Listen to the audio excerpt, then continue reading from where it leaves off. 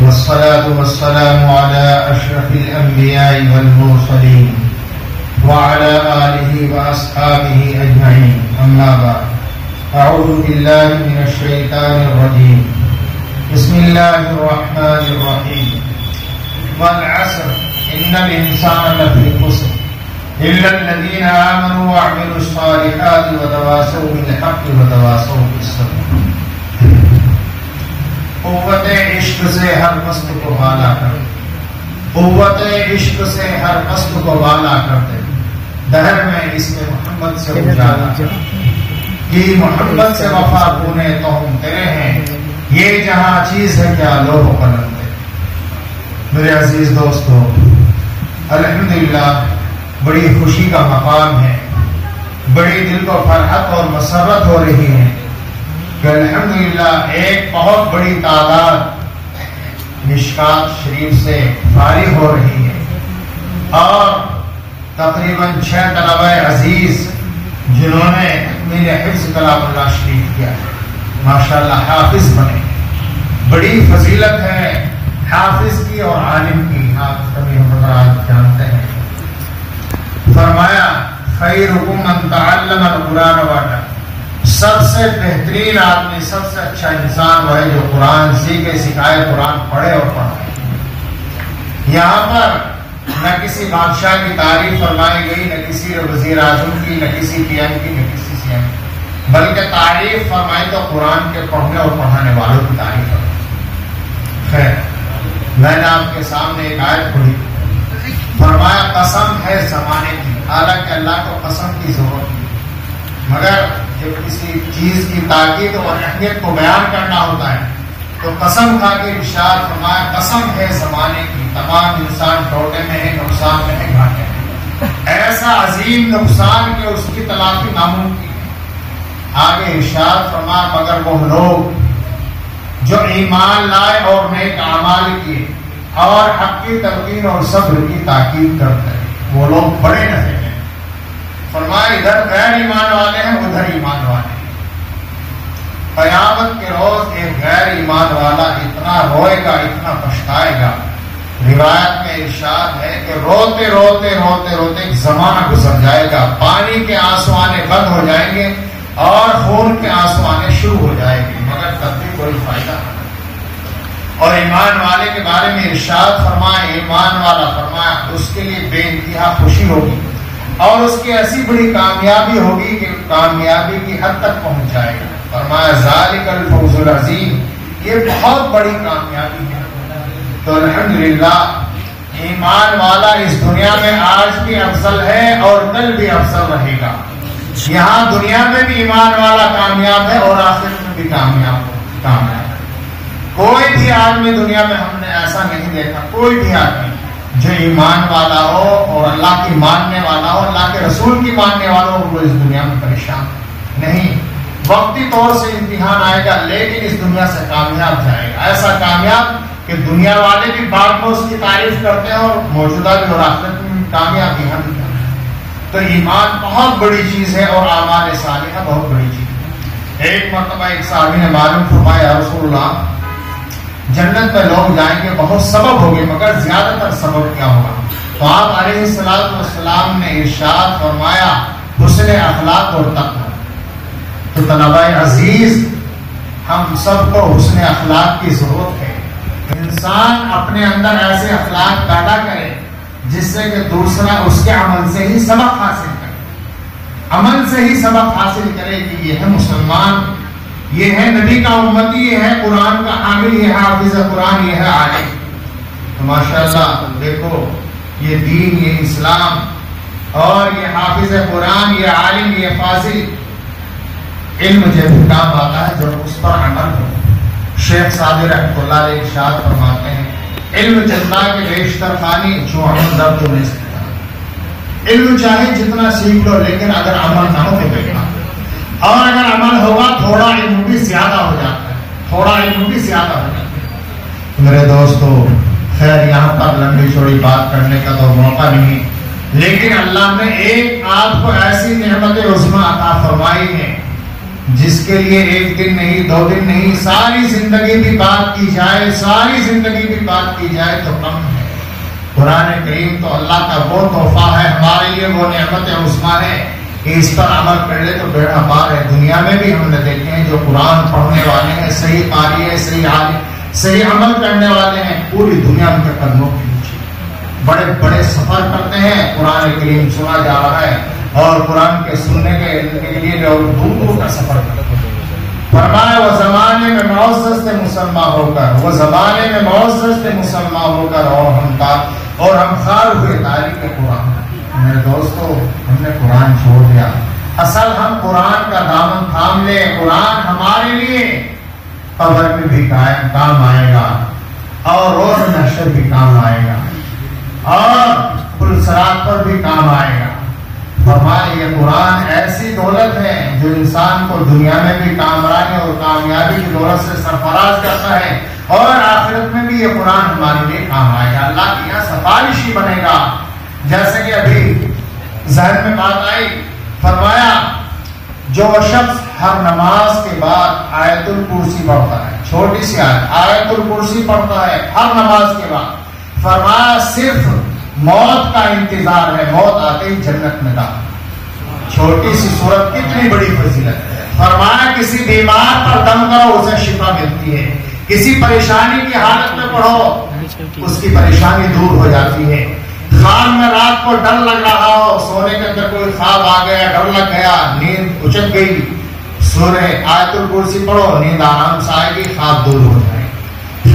تو فرمایا ہر نماز کے بعد آیت الکرسی پڑھنا اس کی بہت بڑی فضیلت، جنت میں داخلے کا سبب۔ اور دوسرے ارشاد فرمایا مغرب کے بعد سورہ واقعہ پڑھو، روزی روٹی کے لیے رزق سے ہم پریشان رہتے ہیں۔ فرمایا جو شخص مغرب کے بعد سورہ واقعہ پڑھتا ہے کبھی زندگی میں اس کو فاقہ نہیں ہوگا، اللہ اس کے لیے روزی میں بھی برکت کریں گے اور کاروبار میں بھی برکت فرمائیں گے، اور ایسی جگہ سے اسے رزق دیں گے، ایسی جگہ سے کہ انسان سوچ بھی نہیں سکتا۔ خیر، پھر فرمایا عشاء کے بعد سورہ ملک پڑھو، سورہ ملک۔ جو شخص رات کو عشاء کے بعد سونے سے پہلے سورہ ملک پڑھتا ہے، روایت میں آیا قیامت کے روز یہ سورہ ملک اپنے پڑھنے والے کی سفارش کرے گی اور اس کو عذاب قبر نہیں ہوتا، سب کو قبر میں جانا ہے۔ فرمایا قبر جو ہے آخرت کی منزلوں میں سے پہلی منزل ہے، یا تو جنت کا ایک باغ ہے، جہنم کا ایک گڑھ۔ فرمایا اس کو عذاب قبر نہیں ہوتا جو مسلسل برابر سورہ ملک کی تلاوت کرتا ہے۔ تو بھائی قرآن میں تو ہر جگہ فائدے ہی فائدے۔ اور پھر فرمایا صبح کو سورہ یاسین پڑھتا ہے، جو شخص فجر کی نماز کے بعد سورہ یاسین پڑھتا ہے، اللہ جل شانہ اس کو اپنے حفظ میں، اپنی امان میں رکھتے ہیں شام تک۔ فرمایا جو صبح کو پڑھے گا شام تک اللہ کی امان میں رہے گا، اور جو شام کو پڑھے گا وہ صبح تک اللہ کی امان میں اور اس کی حفاظت میں رہے گا۔ دنیا کی کوئی شے اور کوئی چیز اس کو ضرر اور نقصان نہیں پہنچا سکتی۔ اور خیر ایک اور صورت یاد آئی، فرمایا سورہ کہف، جو شخص جمعے کے روز سورہ کہف پڑھتا ہے 1 ہفتے کا فائدہ۔ فرمایا ایک جمعے سے لے کر دوسرے جمعے تک کے لیے اس کے لیے وہ نور ہے، نور ایمان، جس سے ہمارا دل روشن ہو جاتا ہے۔ میرے شیخ مولانا ابرار صاحب ہردوئی والے رحمۃ اللہ علیہ فرماتے ہیں کہ قرآن کریم پڑھنے کے 3 بہت بڑے فائدے بہت سارے مگر 3 بہت بڑے فائدے۔ ارشاد فرمایا ہر حرف پر 10 نیکیاں بغیر سمجھے پڑھنے سے، اور اگر سمجھ کر پڑھو گے تو ایک حرف پر 70 نیکیاں۔ عالم تو ماشاءاللہ سمجھ پڑھتے ہیں، اس کے معنی مطلب تفسیر ترجمہ سب سمجھتے ہیں، تو 70 نیکیاں۔ اور فرمایا اللہ جل شانہ کی محبت میں اضافہ ہوتا ہے۔ اللہم انا نسألک حبک، یا اللہ ہم آپ سے اپنی محبت کا سوال کرتے ہیں، اے اللہ ہمیں اپنی محبت عطا فرما۔ تو حضرت فرماتے ہیں اللہ کی محبت میں اضافہ ہوتا ہے قرآن کریم کی تلاوت۔ تیسرے ارشاد فرمایا جس طریقے پر لوہے پر زنگ لگ جاتا ہے، لوہے پر زنگ لگ جاتا ہے، زنگ سے لوہا ختم ہو جاتا ہے، اس طریقے سے فرمایا گناہوں کا زنگ ہمارے دلوں پر لگ جاتا ہے۔ جب انسان قرآن کی تلاوت کرتا ہے تو قرآن کی برکت سے، تلاوت کی برکت سے اللہ جل شانہ ہمارے دلوں کو منور فرما دیتے ہیں، اور جو ہمارے دلوں پر زنگ اور گناہ لگے ہوئے ہیں وہ گناہ دھل جاتے ہیں اور دل صاف ہو جاتا ہے۔ تو خیر میرے دوستو، یہاں پوری تفسیر کا تو موقع نہیں، ماشاءاللہ ہمارے علماء کرام تشریف فرما ہے، رات دن آپ پڑھتے رہتے ہیں۔ اصل چیز تقویٰ ہے، اصل چیز تقویٰ ہے میرے دوستو۔ تقویٰ اور طہارت بہت بڑی چیز ہے، اپنی زندگی میں تقویٰ لاؤ۔ تقویٰ بہت بڑی چیز ہے، گناہوں سے بچنا۔ ہم مسلمان ہیں، مومن ہیں، ایمان والے۔ ارشاد فرمایا وَأَنْتُمُ الْأَعْلَوْنَ إِن كُنتُم مُؤْمِنِينَ، تم ہی سر بلند رہو گے، تمہاری ہی بادشاہت رہے گی، تمہارا ہی سکہ چلے گا، بشرطے کہ تم سچے اور پکے مومن ہو جاؤ۔ تو ہماری نظر جو ہے ہر وقت آخرت پر رہنی چاہیے۔ ہمارے سامنے بڑی بڑی منزلیں آنے والی ہیں۔ سب سے پہلے فرمایا موت ہے، موت کی سختی ہے، قبر ہے، عذاب قبر ہے، جنت ہے، جہنم ہے، پل صراط ہے۔ میرے دوستو حساب کتاب ہے جی۔ فرمایا نامہ اعمال دائیں ہاتھ میں دیے گئے تو کامیابی، اور اگر الٹے ہاتھ میں آ گئے ناکامیابی۔ انسان کہے یا اللہ کاش کہ میرے اعمال مجھے دیے گئے۔ تو آخرت جو ہے بڑا مسئلہ ہے، یہ ساری چیزیں ہیں۔ کل نفس ذائقۃ الموت کل من علیہا فان، ساری چیزیں ہمارے سامنے ہیں۔ موت کا منظر ہمارے سامنے ہے، اللہ کے سامنے پیشی ہونی ہے۔ ایک روایت میں ارشاد ہے ہر بنی آدم سے 5 سوال ہوں گے، ہر بنی آدم سے 5 سوال، جب تک اللہ کے سامنے سے قدم نہیں ہٹے گا، جب تک ہم سے 5 چیزوں کے بارے میں جوابات نہ مانگ لی جائے۔ ارشاد فرمایا پوری زندگی کے بارے میں سوال ہوگا۔ اللہ جل شانہ ارشاد فرمائیں گے میرے بندے ہم نے تم کو زندگی دی تھی، عمر دی تھی، اس زندگی کو کہاں پر خرچ کیا، یعنی زندگی کس کام میں گزاری، آیا اللہ اور اس کے رسول کے مطابق گزاری یا ایسا ہی شیطانی کاموں میں منچاہی زندگی گزار دی۔ پوری زندگی کے بارے میں۔ دوسرے فرمایا علم کے بارے میں سوال ہوگا۔ جی آپ سب جانتے ہیں کیا جائز ہے کیا ناجائز، جھوٹ بولنا، غیبت کرنا، شراب پینا، شرک کرنا، ماں باپ کی نافرمانی کرنا گناہ عظیم ہے جی سب۔ تیسرے سوال ہوگا جوانی کے بارے میں، ہم نے تم کو جوانی دی تھی، اپنی جوانی کو کس کام میں گزارا۔ ارشاد فرمایا وہ نوجوان جس نے اپنی جوانی کو اللہ جل شانہ کی عبادت میں گزارا، قیامت کے روز عرش کے سائے میں ہوگا، اللہ کے عرش کے سائے میں۔ جبکہ قیامت کے روز اللہ کے عرش کے سائے کے علاوہ کوئی سایہ نہ ہوگا مگر وہ شخص جس نے جوانی کو اللہ کی عبادت میں گزار دیا، شیطانی کاموں سے بچا رہا، منچاہی نہیں گزاری بلکہ رحمن چاہی گزاری، تو اللہ کے عرش میں ہوگا، اللہ کے عرش کے سائے۔ چوتھے سوال ہوگا مال کہاں سے کمایا، 5ویں سوال ہوگا مال کو کہاں پر خرچ کیا۔ خیر میرے دوستو آپ سے یہی گزارش ہے کہ بھائی ہر بات پر عمل کریں۔ اللہ تعالی ہم سب کو نیک عمل کی توفیق نصیب فرمائے۔